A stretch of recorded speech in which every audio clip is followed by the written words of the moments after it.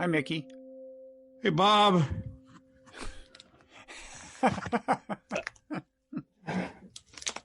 I know this one, I think. I was just sitting here and some people from Frontier Airlines came and they duct taped me to my chair. And I think I know why they did it. Because I'm thinking of going on a road trip, but I'm desperate to get out of the house, but the COVID news is so bad that they're acting in my own best interests and restraining me. Like I read your newsletter and said, don't worry about Delta. And I was all ready to go. And then they read all this new, the Frontier people must have read this new data, and it's very alarming. So I feel like, Ulysses, is he the guy who got taped to the mast? I feel like Ulysses here. That could be to resist the siren song. Or maybe it's Andrew Cuomo. Andrew Cuomo. We'll get to him. Well, Mickey, you've really outdone yourself this time, I gotta say. I've sometimes wondered, will the day come when Mickey's just not up for doing this gag thing? And it doesn't look like that day is near, judging by the amount of tape you bought. For our podcast listeners, Mickey looks like the Mummy, more or less. He has so much duct tape around his body and face. And he's moving in a mummified fashion. Now, did you see? So it's a reference to this passenger that they had to tape.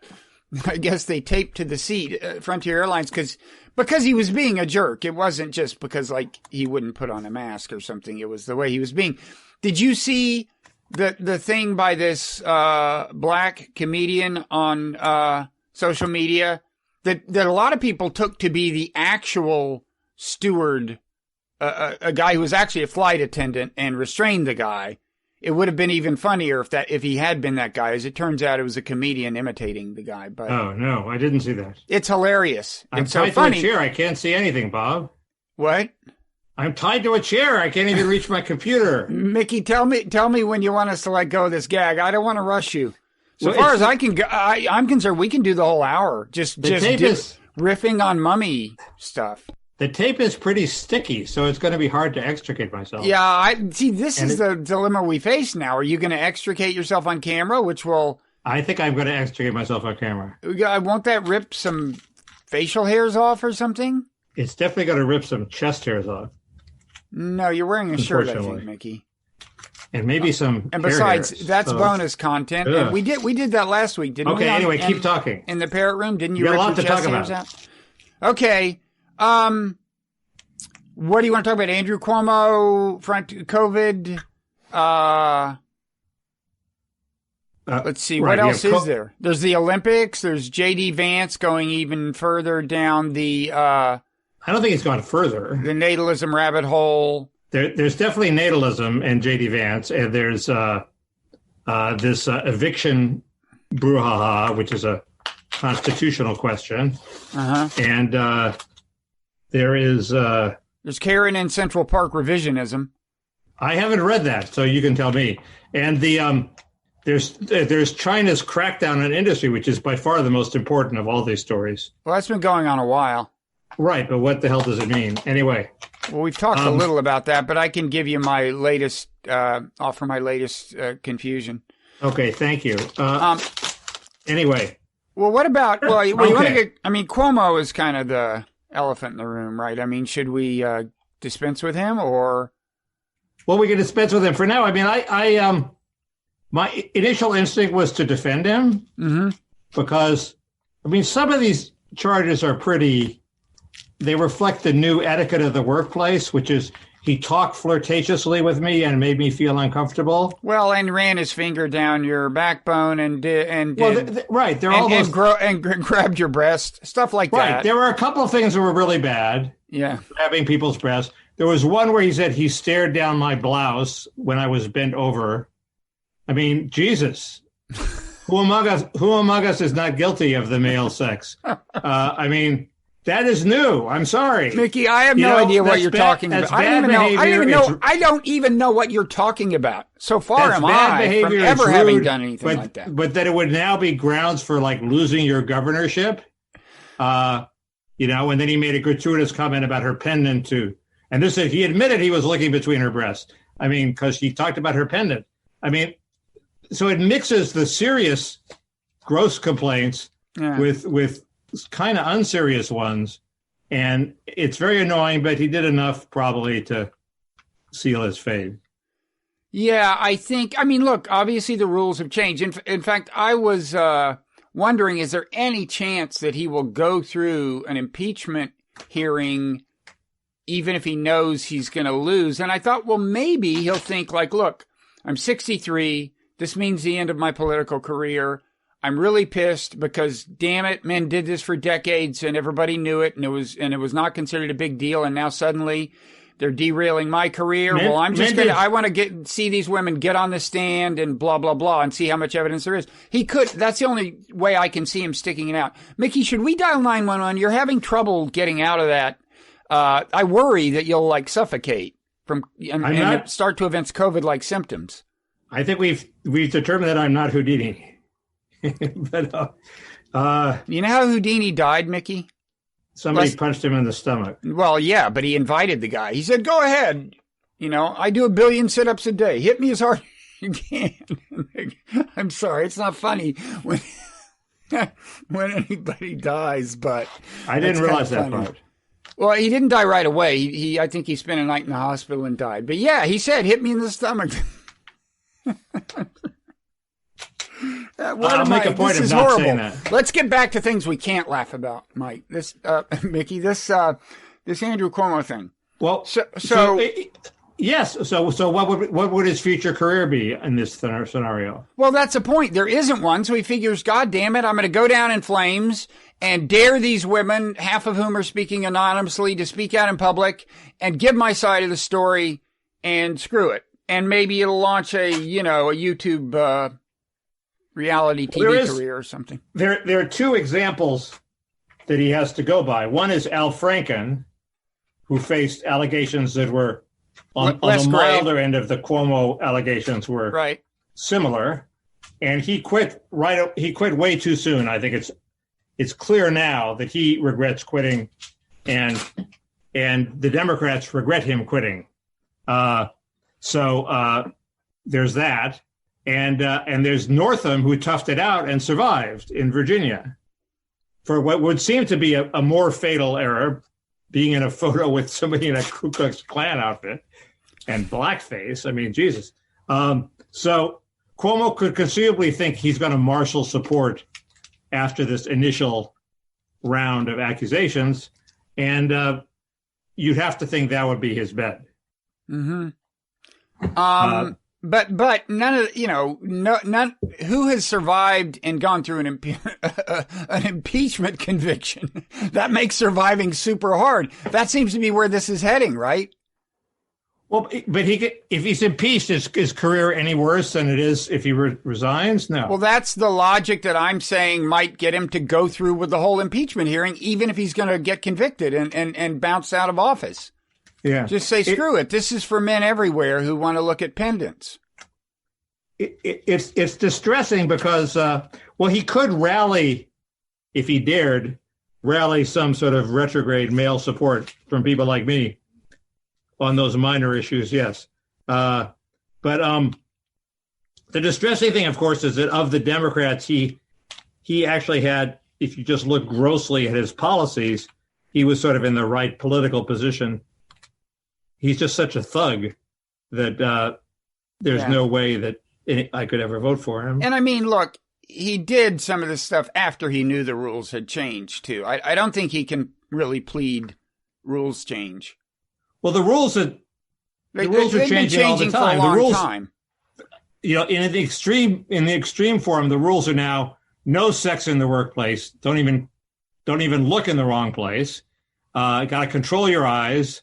And no flirtatious talk, all business, and then the way you date is you go online. Okay, now that's a pretty new rule. Okay, nothing. That's like cutting out a large part of human interaction in the workplace. So I think that's fairly recent.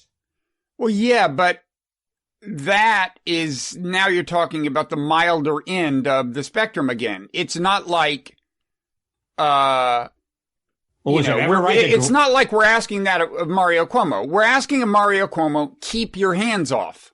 And there were other things in the indictment, but what pushes this over the edge? I'm sorry, Andrew. But that's been true ever since Packwood and much earlier. Yeah, no groping. Yeah, it's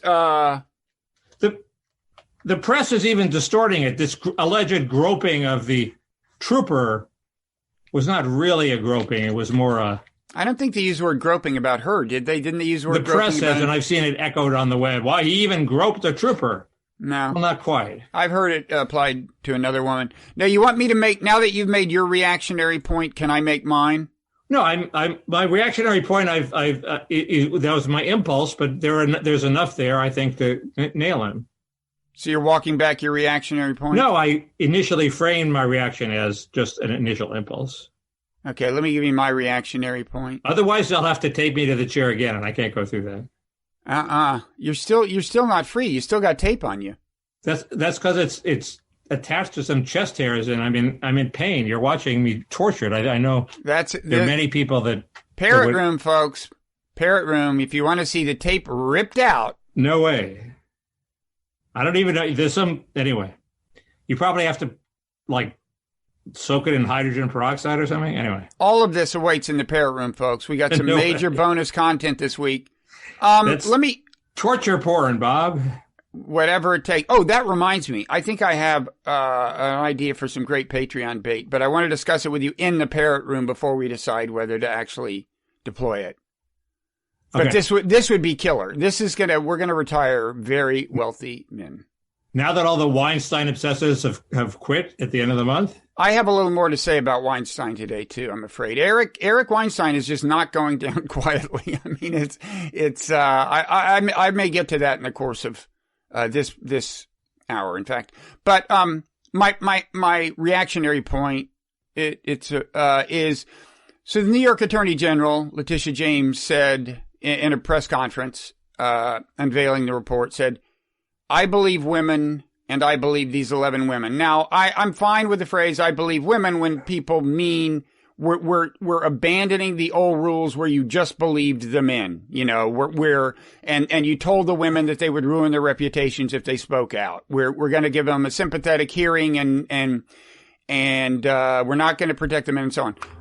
That said, I don't think a state attorney general should say anything that interpreted literally means that there is a particular demographic class, whether it's gender or ethnic or any other kind of demographic class, that gets,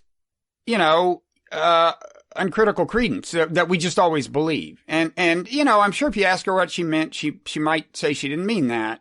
But I don't know. Is that too reactionary? I think that's disgusting, Bob. You should have to resign immediately. Okay. That's so male supremacist. Well, I mean, that's what some people will say.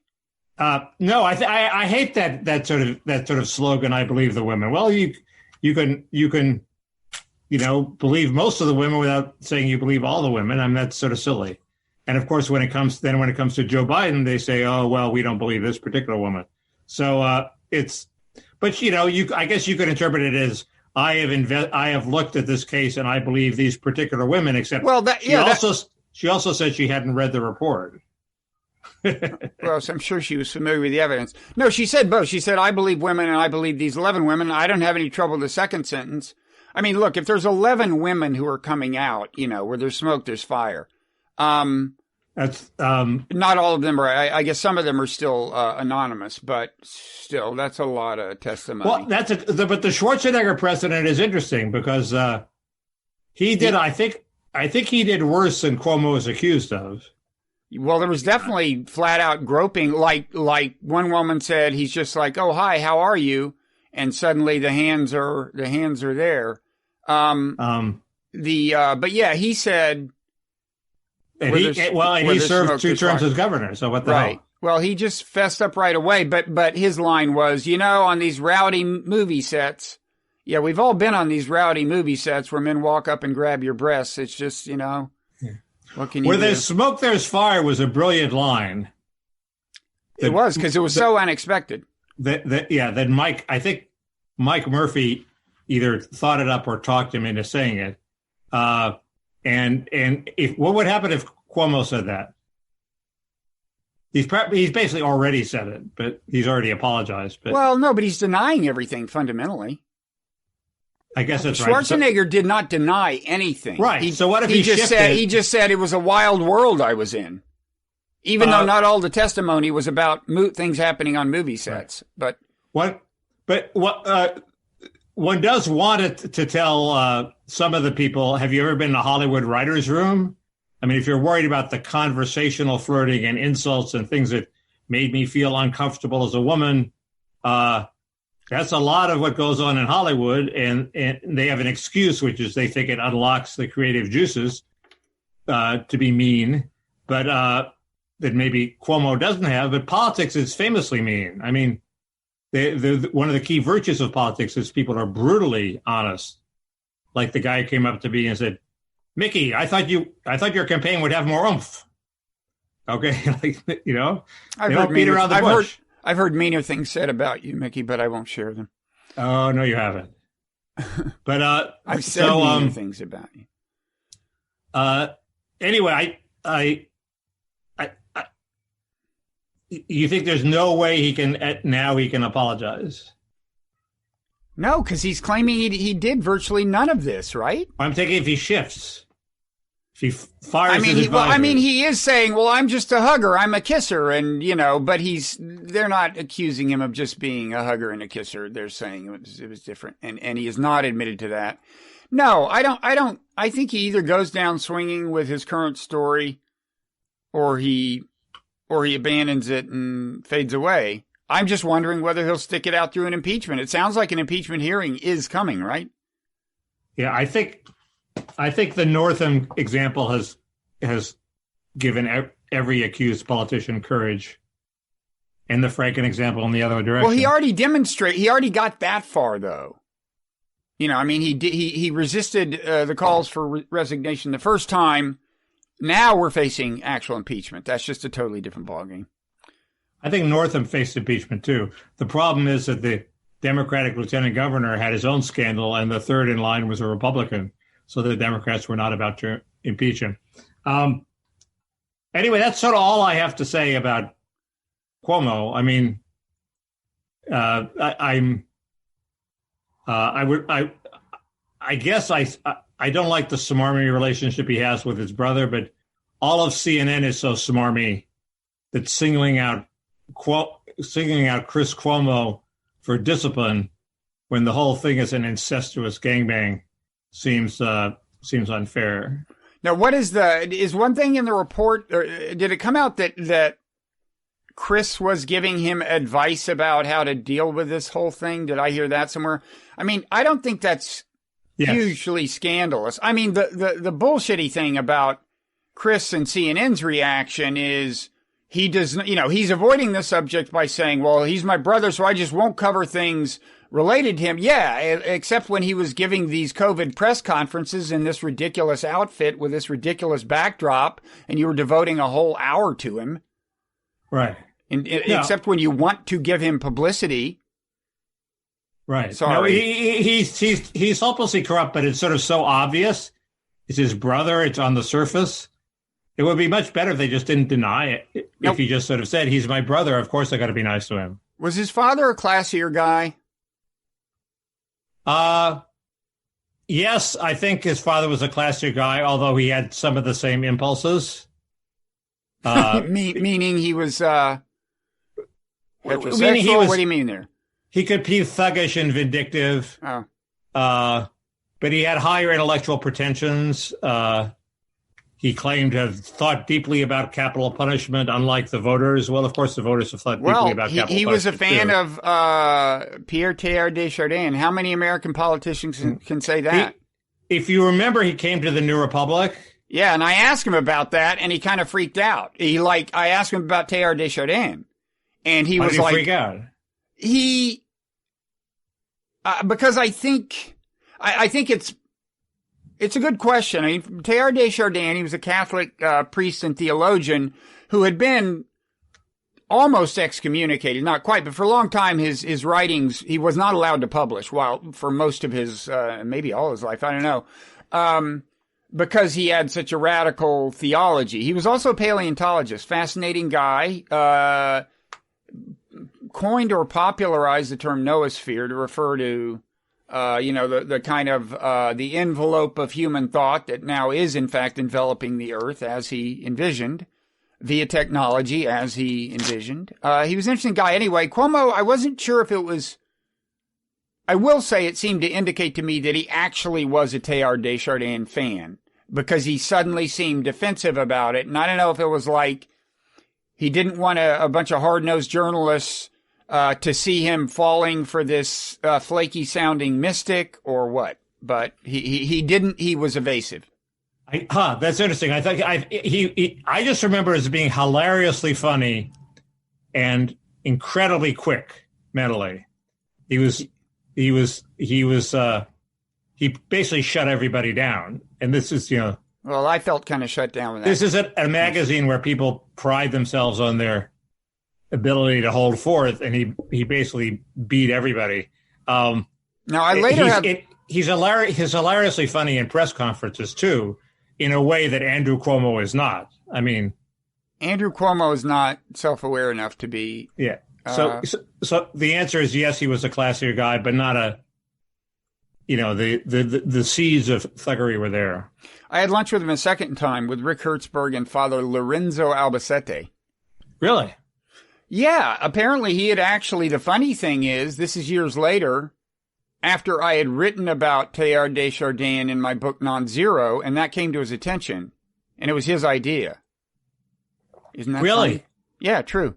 And maybe I don't think I mentioned the New Republic thing to him. Maybe it was a make-up call for.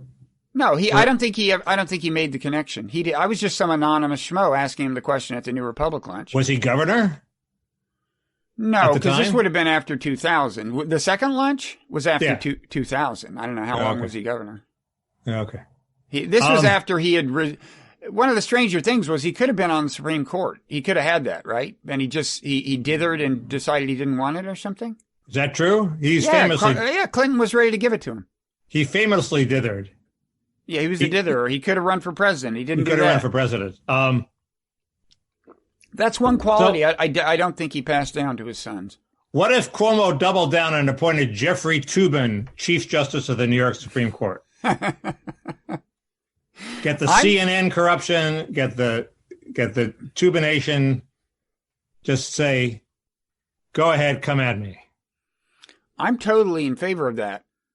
I think that people should approach Toobin for comment on this case. There was this hilarious thing on the web where somebody said, and they have Jeffrey Toobin on TV pontificating about Cuomo's adultery. And then there was a sheepish response. I'm sorry, it's that guy Chalian, somebody Chalian, who looks exactly like Jeffrey Toobin, like all those bespectacled Jewish guys look alike. And so it wasn't Jeffrey Toobin. David Chalian. Mickey, are you growing a beard now that you've taken the tape off? No, I had a choice. I could do like a few things, and shaving I didn't have time for. I know that feeling. I didn't want to incur your wrath for being late. But you were late. But I was late. But I'm not as late as if I had shaved. Yeah, that's true. So enough, Cuomo? You think you were too optimistic about the Delta virus? You wrote a newsletter saying basically don't sweat too much about the Delta virus. And here's my, not my worst case, but my sort of pessimistic scenario about the virus, why I'm scared to go on a trip. The CDC decision was not based just on Provincetown. You debunk that, and a bunch of people have debunked why should we care so much about Provincetown? It actually showed that the vaccine worked pretty well. Nobody died, and the infection rate was 1. Well, that wasn't my point, though. My point was that the transmission rate was misleading because of the milieu in which it spread. Correct. But I think somebody calculated the transmission rate, it was 1.6%. Well, it'd be 1.6. It's not a percent. You mean 1.6 people per person, right? It's like, you mean R naught? No, not RO. Just I think it was not R naught. No, there's 1.6% of the people at the places got infected. Okay. But anyway, there's this other study from somewhere in Dane County, Wisconsin, which I guess is Milwaukee, saying they calculated that the vaccine cut the chance of transmission in half. Well, I was hoping for a hell of a lot more than half. And so if we figure that this virus is at least twice as infectious as the old virus, that means I'm back to square one, right? And maybe in a sense, of course, you're still better protected against hospitalization and death. Right, but then there's the final kicker, which is even though I'm much better protected against death and hospitalization, they discovered it has bad effects on your brain, even if you don't die. Delta. Well, all of them, I think. So I don't want to get the virus at all. Like, for example, do you hear a cell phone ringing now? I always hear a cell phone ringing. Yeah, well, I don't hear one. So if you were hearing that, there may already be brain damage. Okay, well, there probably is. That was just a friend. So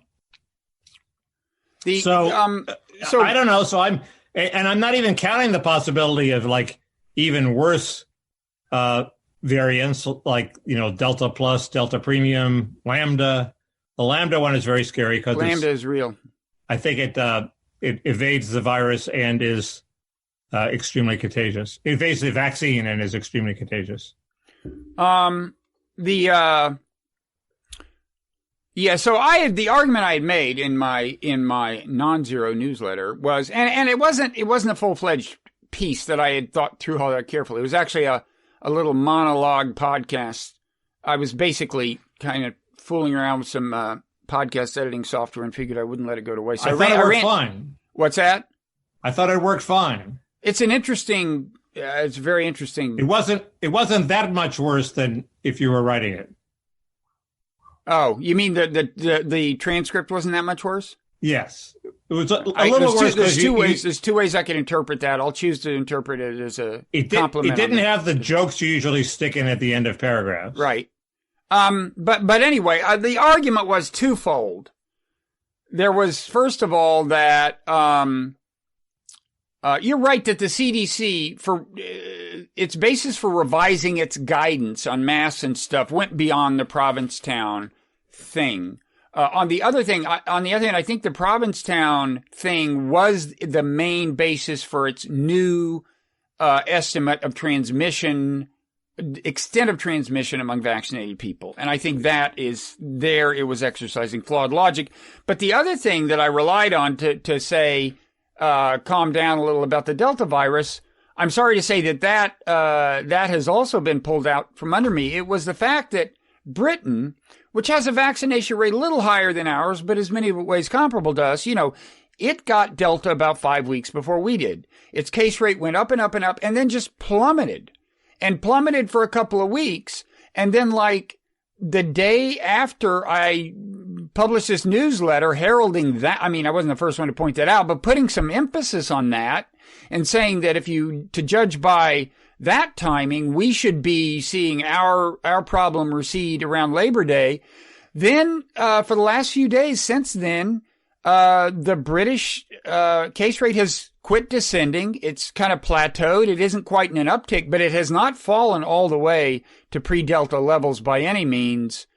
And meanwhile, our death rate, it seems to be rising a little faster relative to the rise in case rate weeks earlier than was the case in Britain. We're now above 400. We had been down in the low 200s. But we're less vaccinated. What's that? We're less vaccinated. Scott Gottlieb also was going to town on this sudden drop in cases that we can expect. And that was the one ray of hope that I had. Well, I wouldn't abandon it, but the British thing is on pause, has been on pause for a few days.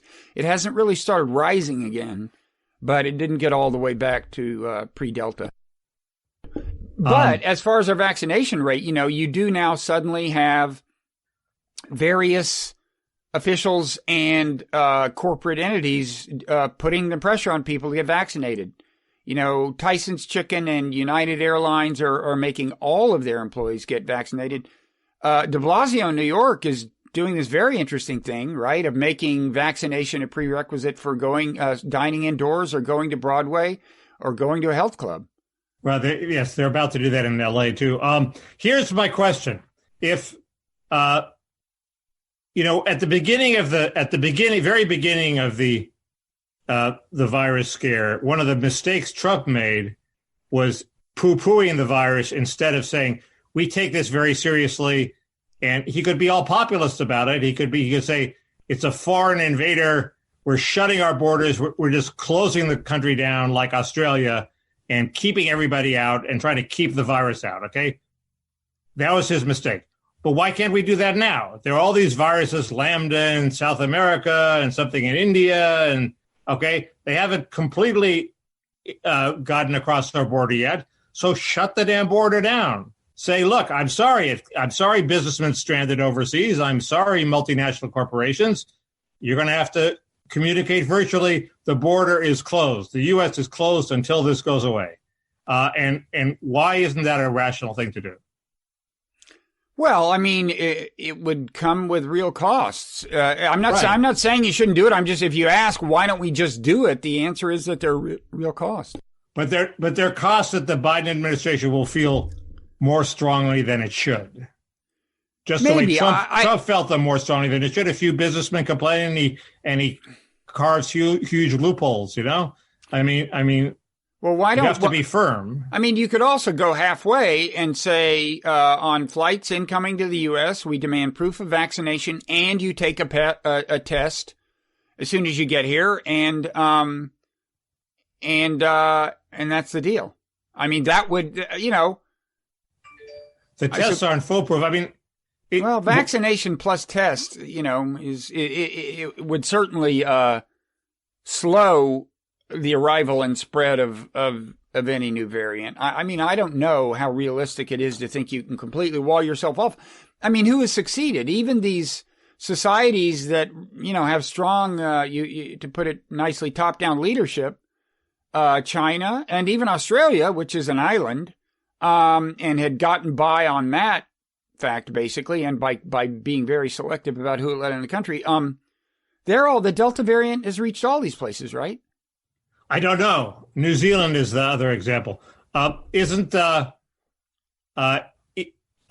doesn't vax, though, I think. Isn't that right? Well, I don't think it's that they don't vax. They're not very far along. I thought they just haven't tried. They've relied on their island status. Well, they have helicopters in the sky preventing you from leaving your home. So they take the lockdown stuff seriously. I don't know. It just seems to me that because of Biden's, anti-Trump on the borders stand, he's less likely to consider what is a potentially rational line of action. Can we go ahead if you have anything more to add? Not on that, I don't think. I mean, well, we can just say for the Parrot Room the question whether the virus is selecting for. I mean, the vaccine is selecting for a vaccine-resistant. Well, that was another issue I wanted to bring up. Even it does seem to me there was a piece by Navarro, this Trump advisor, sort of a wild man, but it sort of made sense that the more everybody is vaccinated, the germs that survive are going to be the ones resistant to the vaccine. So we're breeding super germs. I think it's almost definitionally true that any environment is what something evolving within it is like selecting for. And the vaccine becomes part of the environment. So, yeah, but, and so the kinds of vaccines that will spread most, viruses that will spread most prolifically among vaccinated people are those that do a best job of evading the reaction that the vaccine induced. But the question is, how does that compare with if you had not vaccinated them, right? Because that's what we want to know. Does this mean we should not vaccinate people? But I assume that they've run the numbers, but Navarro wants to vaccinate all the high risk people, all the old people, all the people with morbidities. It's just the people without the morbidities who are younger that he doesn't want to vaccinate. And why doesn't the math add up that that's the least risky course? I don't know. Well, I'll give you part of the answer is that one determinant of the chief determinant of how fast new variants arise, of how likely you are to have a vaccine resistant variant, is how many people the disease is still spreading in. That is the determination of mutation rate. So right away, that's one price you're paying. You're creating more variants by not vaccinating. The question is, I think, like right now, you could say, well, the Delta is better, at evading the vaccine than the previous variant.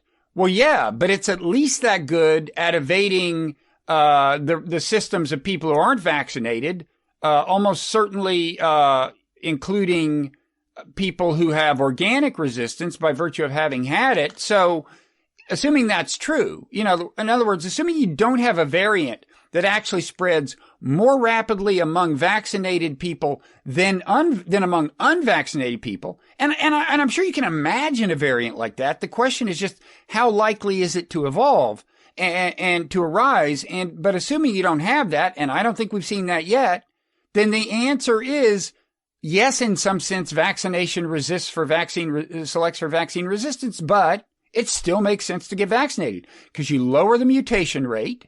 And even that aside, you're still in a better world in terms of the rate of spread of this new variant than you would be if nobody was vaccinated. If it did spread as rapidly among the vaccinated as the unvaccinated, there just weren't any symptoms, wouldn't that change your equation? If it spread as rapidly?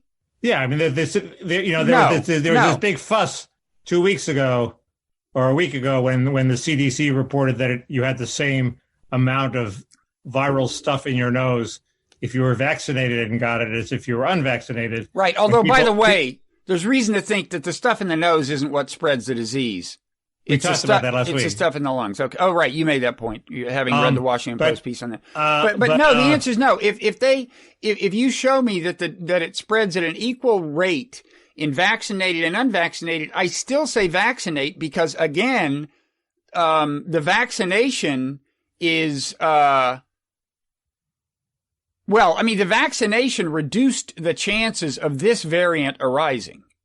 And presumably the vaccination is continuing to do what we know it does with almost all variants we've ever seen, which is create a rate of transmission that is slower than among the unvaccinated. As long as that is true for stuff that's out there, then you are slowing the mutation rate and hence the rate of new variant creation by vaccinating some people. But now, if you posit a world with only one variant and it spreads at equal rates in the two, that's another world. It's not the world we're in. But then you could at least start raising questions about the wisdom of vaccinating. But it also increases the chance that whatever virus survives will be vaccine resistant, right? A vaccinated world does do that, yes. Yeah. But again, if there were no vaccinations, there would be other variants arising that were doing just fine for themselves and probably better than this one's doing. You always have to, compare, at least hypothetically, it's hard to do in the real world, but you got to compare what's going on in a vaccinated world with what would be going on in an unvaccinated world. Yeah. So the basic... And we would have more variants now in an unvaccinated world than we have, and so there's a chance that some of them would be even more problematic than Delta. Yeah.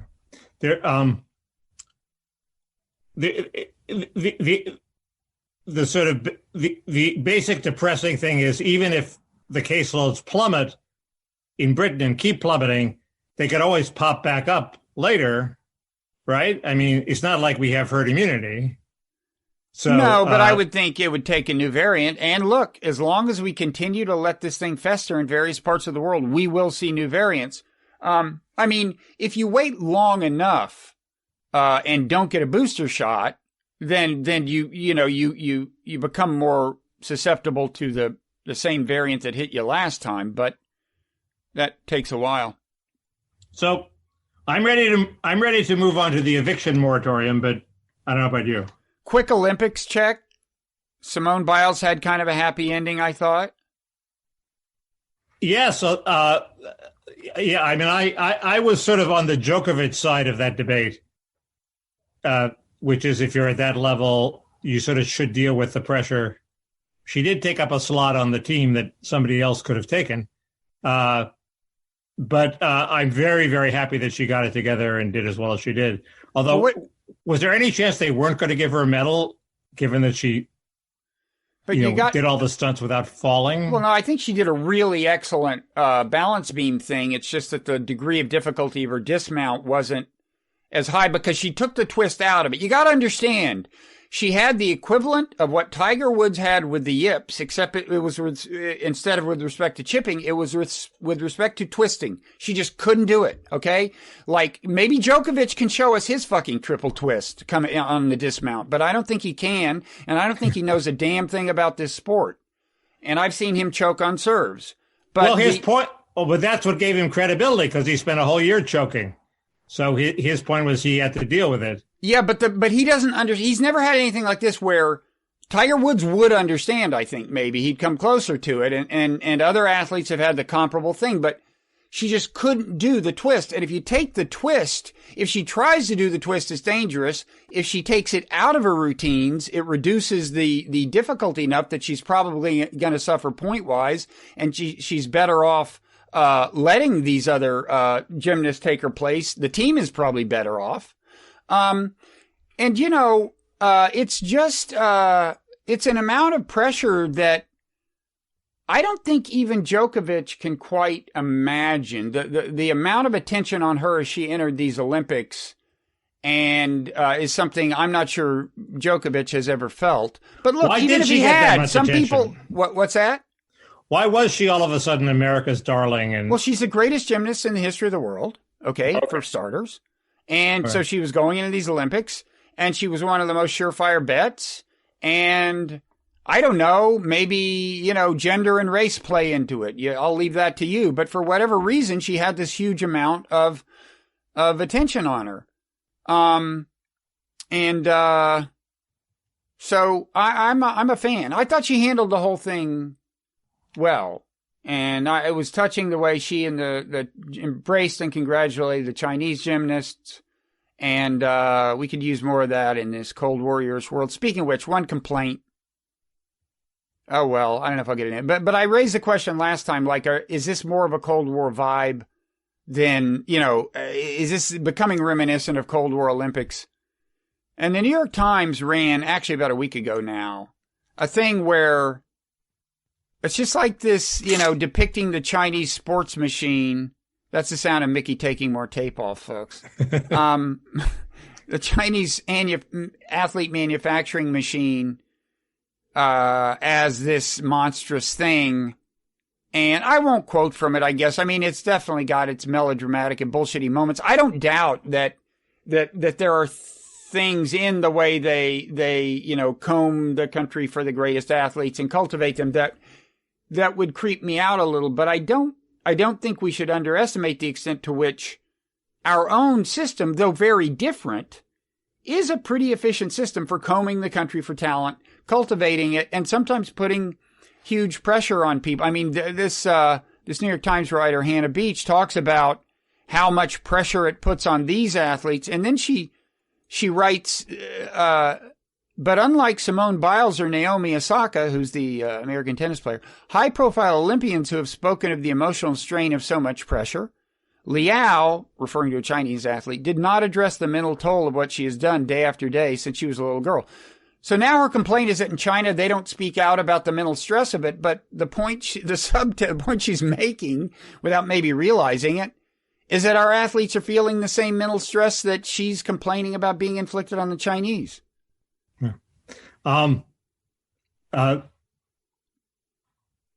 there's a logical segue to the Chinese who now want to turn their entire economy into the equivalent of their Olympic effort. I mean, this is new to me. Maybe it's not new to you. Well, we talked about a little of it. Not really a lot of it. We talked a little bit of it.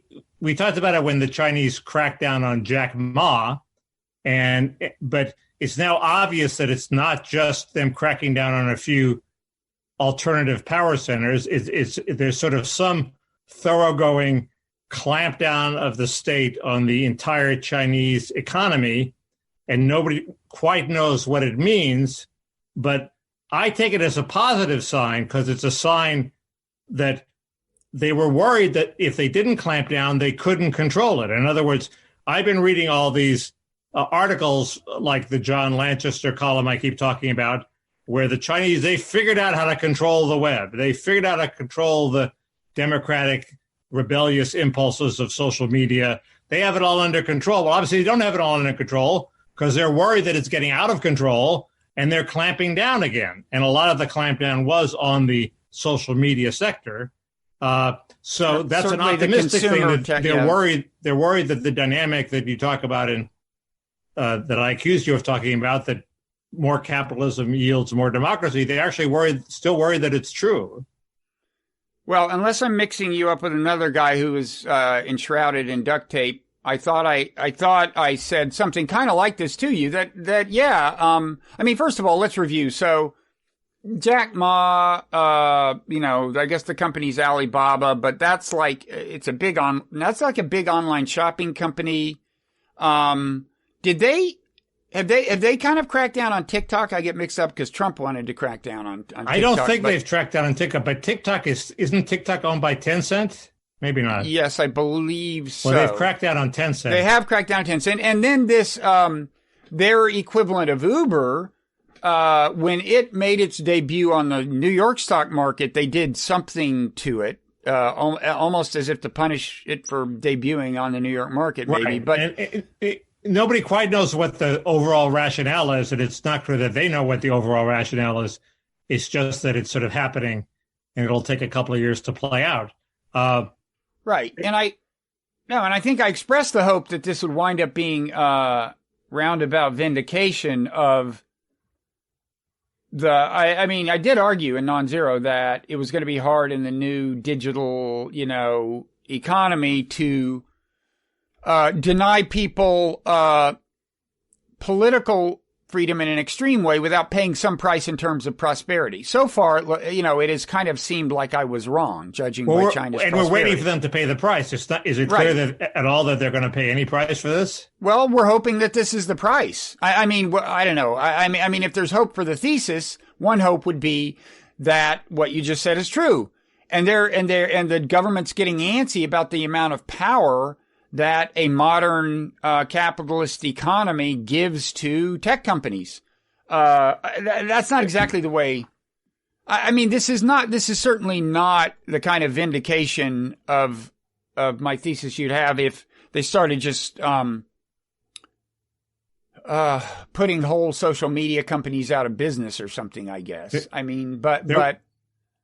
There was one interesting sector they did put out of business, which is the after-school tutoring industry.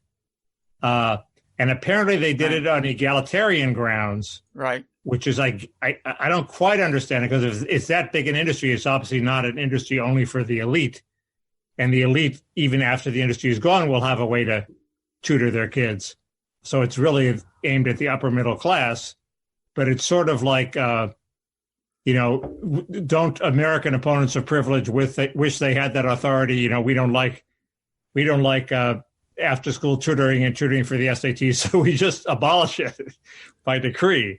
And that had nothing to do with social control. We're abolishing the test. They're abolishing the tutoring, or not abolishing it, but limiting it. Well, that's the other question. Why not abolish the tests? They have faith in a meritocratic standardized test. They consider it meritocratic. I don't think it makes sense to completely abolish reliance on standardized tests for college admissions. But if you're going to rely on the test, then why not allow tutoring? I don't know. Well, no, obviously, because they don't want, it is a kind of egalitarian concern. They don't want a huge number of low-income people thinking that the dice are loaded, which they are, so long as the affluent can prepare the students for the test in a meaningful way. I mean, especially to the extent that they can that they're taught little tricks that allow them to do well on the test without actually learning a whole lot of stuff. But I had great faith in those tricks. Yeah, well, the whole, the Princeton Review, the company that pioneered tricks, I assume they're still doing well. But remember, originally there was Stanley Kaplan, the SAT prep company that actually taught you stuff. And then Princeton Review came along, no affiliation with the university, and just taught you little tricks that would work even if you didn't know shit. My trick was just to assume that the tests were written by PC liberals. So if there's a question on the law, the law multiple choice, whether a woman can rape a man, the answer is yes, the woman raped the man. And you go right for that. Don't even have to think about it. Yeah. Is rape about A, sex, B, power? So anyway,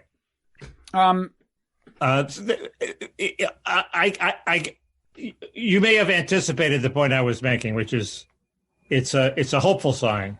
It's also a sign that they're decoupling from us. We're not decoupling from them.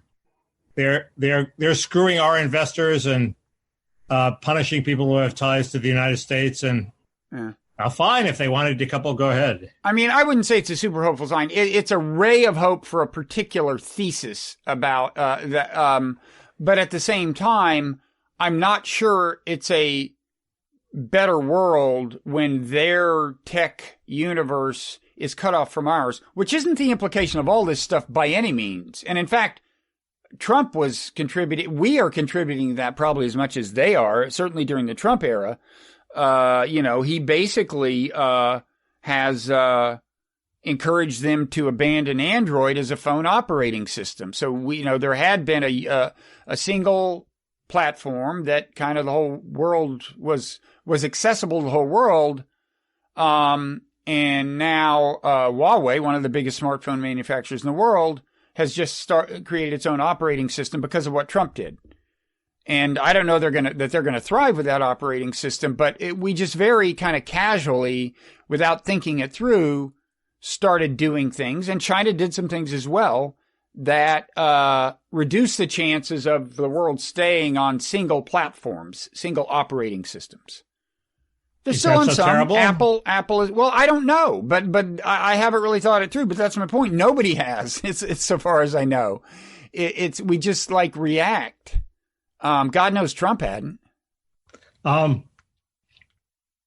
guess I didn't, the way things were going, it looked like they were going in a bad direction. And there was this totalitarian monster growing up, and you don't want to help it out, I don't know. Yeah, but I don't think that's what I don't think we thought through. Are you hurting the monster or helping it? And I'm not talking about the 5G stuff. I'm talking about divorcing ourselves from the Huawei smartphones. Yeah. Kicking them out of our market and basically kicking them off the Google platform. Yeah. The Android platform. So what? I don't know. JD Vance. We've been going almost an hour, believe it or not. Now there's JD Vance. There's natalism. There's the always exciting child tax credit. Yeah, you'll see. Well, I guess one leads to the other, right? So JD Vance's quote of the week is, "Why have we turned our country over to people who don't have a direct stake in it? We can't let the childless left is capitalized. We can't let the childless left control the future of our nation." Now, Mickey go ahead. I'm a fan of JD Vance, but it's weird that he's picked this one issue to stand out from the crowd on. Did it poll well? I don't think. I sort of doubt he took a poll. I think it's what he sort of really thinks. I think he's going with his gut. He really cares about this natalism stuff.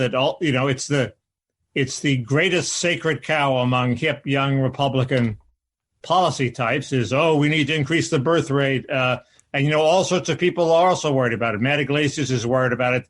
The Chinese are worried about it. Their population rate is falling too. It's a global phenomenon that in advanced countries people have fewer kids. Is this such an existential threat that we should worry about? And finally, Ann Coulter unleashed a full broadside attack on this whole worry about natalism that was badly needed. And it was a strong column. It was a little libertarian for my taste. I didn't read it, but let me guess. I'm guessing she didn't say, "Don't worry, we can make up for it with immigration."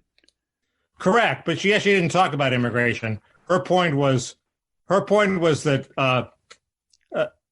why are we so worried about it? I mean, the idea that if Social Security is insolvent, make Social Security solvent. Don't increase it by adding to the birth rate. We could solve Social Security's problems very simply by means testing, and even Medicare's problems could be solved by means testing. So why not do that instead of?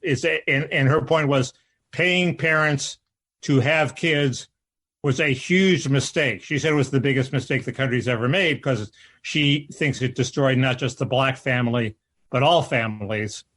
I'm not sure that it didn't. So in other words, Great Society legislation was a great mistake, Johnson, 60s? Right. She relies a lot on studies by a scholar named Errol Ricketts, who apparently shows that families just totally went into free fall, including the black family, after the Great Society. I'm not sure I believe that. There's some people like Nick Lemon who say that the black family was in decay long before, and in part because when the census taker came around and found a man and a woman living together and asked, "Are you married?" They said, "Oh yes, we're married," but they really weren't married, not even common law. And B, the Great Society didn't really affect the white family that much. It had a huge impact on blacks, but like on welfare, there was a welfare explosion in 1968. Okay, the welfare rolls tripled. Okay, the exposure of the average white person to welfare was just a fraction of what the exposure of the average black person to welfare was. So how did exploding welfare turn the white, single mother rate upward? That's an argument. But her argument was it just totally fucked up American society, and the right, under the guise of this natalism fetish, is about to do it again. So it's a pretty powerful argument. Well, so what is the right's approach to this? Because they're not embracing Biden's de facto approach, right? This child tax credit, whatever, would be in principle a pro-natalist policy, right? But the right doesn't like that. No, some of them do. Mitt Romney, basically, the distinction is: do you send money to families that don't work? And Romney would, and Rubio and Cotton wouldn't. So there's a split on the right. The Niskanen Center, and all sorts of people who are associated with the National Review, like Ramesh Ponnuru and Yuval Levin and Ross Douthat, have endorsed the Romney plan. And there are also Republicans like Orrin Cass who have opposed it. So there's a split. The answer is there's a split. And I'm obviously with the Rubios and the Cottons of the world on this anyway. So I don't think you can get them there. I mean, I think they would, if they could vote for the Biden plan, they would vote for it, half of them. Now, does the Biden plan, is there some income cutoff? Is it 150,000 or no income cutoff? Yes, it goes. It's very high. There's singles and married couples, and I think married couples can make hundreds of thousands of dollars and still be getting this check before the cutoff happens. So the cutoff's at such a high level that no poor person who is working their way up the ladder would ever even worry about the cutoff. It's like, but here's the thing: this is only at the Biden tax credit, which goes to non-workers as well as workers, thereby recreating the welfare system. Is only authorized for 1 year. They want to make it permanent in this big reconciliation bill. The pollsters asked a question, do you want to make this permanent? And it tanked badly in two different polls, like 56-30. Okay, like non-trivial voters rejected this idea, and this has caused a great deal of angst in the pro-welfare camp. And the question is, won't this make moderate Democrats in the House worry about, do they really want this thing in their bill when the crunch comes? And, you have to decide which of the parts of the package are we going to throw overboard. Isn't the permanent tax credit one of the ones you want to throw overboard? I don't know the answer to that. I do know that the left is getting way too much attention. The left recently staged this very effective stunt where Cori Bush camped out on the House steps to protest the expiration of the eviction moratorium. And there were all these things, all these articles written, Nancy Pelosi can't ignore these progressive Democrats in the House because they have the balance of power. Nancy Pelosi can only lose 4 votes. Yeah, but there are a lot of moderate Democrats who also have more than 4 votes, and Nancy Pelosi can't lose them too. And what's more, they have more leverage because they don't really care if the Democrats' big reconciliation bill fails, whereas AOC and the squad do care. They are not going to tank the whole reconciliation bill. They're going to take what they can get. That gives the moderates, it seems to be, more leverage than the progressives. The only question is, are the moderates scared that they'll be attacked on this welfare issue? So your final prediction is for what's going to happen here? I have a prediction, but you go with your prediction. No, I don't have a prediction. Yeah, we're awaiting your prediction. Oh, well, the first instinct on the left will be to shorten the time period all these things are extended. So they'll extend it for another year or another 2 years if they can fit that into the budget. And they have this seemingly insane theory, which is we'll start sending out these checks, and if we just send them out for one more year, we will be so popular that we'll retake the Congress, and then we can extend it for another 5 years. That just seems to be totally naive, and it's one area where the progressive vision just seems to be completely full of it. The Democrats have so much going against them in this midterm election. They have, the wokeism, they have the immigration issue, they have inflation, they have crime, they have gerrymandering, they have turnout. I mean, they have 7 or 8 key factors against them. The idea that they can bank on retaining control of the Congress, and that's what they risk their whole agenda on, is completely crazy. So, okay, but their first instinct will be to shorten the period and extend it for another year. There are innovative compromises that are possible. I think we've talked about them. You could, Orrin Cass has a proposal to gear it by work history. You don't have to be working, but you have to have worked in the past, and then you can get the child tax credit. Well, there's a lot of ways to negotiate around that, but I think the left is too adamant to even concede the work principle. So we've been going for appreciably over an hour. Should we quickly? Do you have anything to say about the Tucker Does Budapest thing? I think I do have things to say. I mean, the one idea that I got from reading a Matt Iglesias piece, Matt thinks all the comparisons of Orbán and Yugoslavia to fascism are overdone, but obviously there is something. Yeah, there's definitely anti-democratic. But there is going to be an election next year, and Orbán's people are worried about losing it. So, Yeah, but I think they've done some stuff by way of amassing media power that would be alarming if it happened here. So, exactly. Elections and that. I mean, you could say the same thing about Putin. It's like, well, he has elections. They may be counting the votes, honestly. Well, if you got that much control of the media, I don't know how much it matters. They're halfway between us and Putin. I don't think they don't murder their opponents. They don't imprison their opponents. I think there is a much more realistic chance that Orbán's party could lose than that Putin's party will lose. I mean, there are politicians who the mayor of Budapest running against them. There's an article in the Atlantic about him now. he doesn't sound like, oh, there's no way we can win. He sounds like there's an uphill battle. But anyway, but the point is, why is Tucker in love with Hungary? Okay. One possibility is that the right has always been fascinated with Hungary. Well, he's an ethno-nationalist. He's Orbán is a Trump guy. I mean, he's right, with authoritarian tendencies like Trump. The second thing is that they're a homogeneous state that doesn't like LGBT cultural politics. There's that. But my theory is it gives them a chance to sing the praises of somebody who's not Trump. It's an escape from Trump. They go over there and they praise Orbán. They're not praising Trump. That is such a relief to people on the right. Not have to show your loyalty constantly to this madman in Florida that they're willing to do it. I mean, Orbán's been trying to get Tucker to go there for years. Okay, why does he go now? Because he's fucking sick of Trump. Well, there was some foundation that I think hosted this that may have paid Tucker a lot of money too. Who knows? But look, it's easy to not talk about.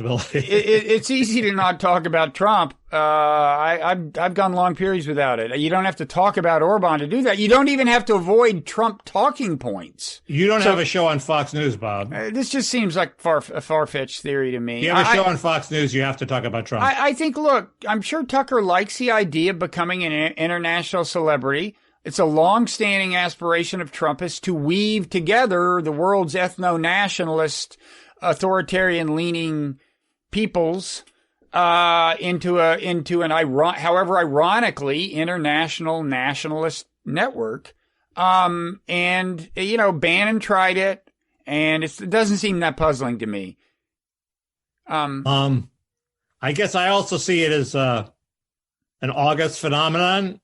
It's August. He wanted a break, so he takes a nice vacation to Hungary, and he has to constantly keep himself in the news.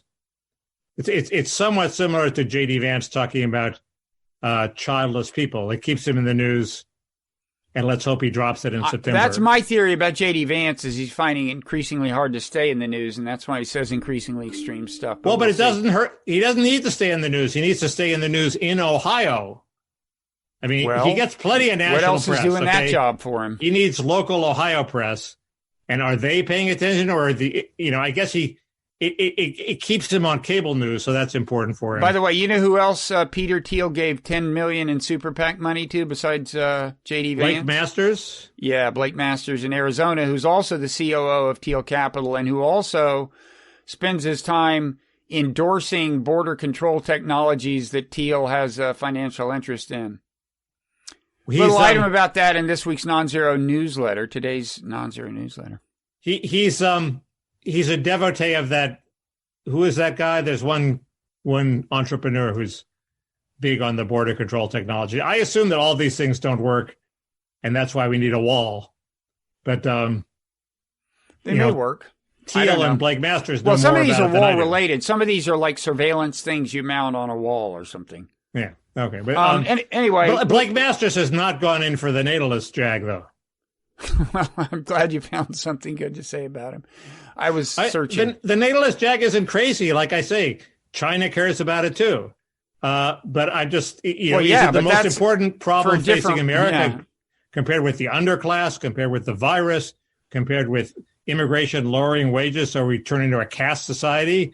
Is the fact that we have 1.9 children instead of 2 per family? Is that the key thing facing America? No. It's a second-order issue that Republicans latch onto to show that they can be for affirmative government. I am a little troubled by, I've said this before, the number of millennials who say, gosh, with global warming, you just can't have kids. I just wouldn't do that to kids. Well, I'll bet if you have them, they won't say, this is too much for me, I'm committing suicide. I'll bet they'll decide they'd rather be alive than dead. But do you think millennials really say that? That's so insane. They absolutely say it. It's a real thing. It's among progressive millennials. Absolutely. Then I despair for my country. The millennials Well, that's are what totally I'm saying. Fucked. So I'm glad you're on the pro-natalist bandwagon, Mickey. Child I'm on the anti-millennial bandwagon. Child tax credit, baby. If we hadn't had so many births among the millennials, we'd be in much better shape.